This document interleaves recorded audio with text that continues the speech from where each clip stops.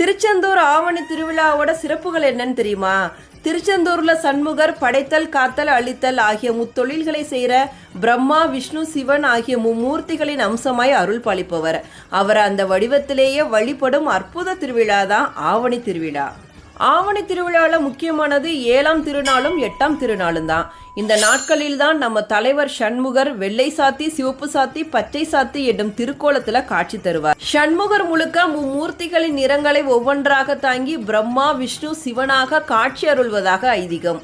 காக்கும் கடவுளான விஷ்ணுவின் கோலத்தில் பச்சை சாத்தியில் எழுந்தருளும் சண்முகரை தரிசித்தால் வேண்டும் வரங்கள் எல்லாம் கிடைக்கும் அப்படிங்கிறது பக்தர்களோட நம்பிக்கை. இந்த வருஷம் ஆகஸ்ட் 30ஆம் தேதி மாலை 4:30 மணிக்கு சிவப்பு சாத்தியிலும், ஆகஸ்ட் 31ஆம் தேதி காலை 5 மணிக்கு வெள்ளை சாத்தியிலும், காலை 10:30 மணிக்கு பச்சை சாத்தியிலும் முருகப்பெருமான் எழுந்தருள்வார்.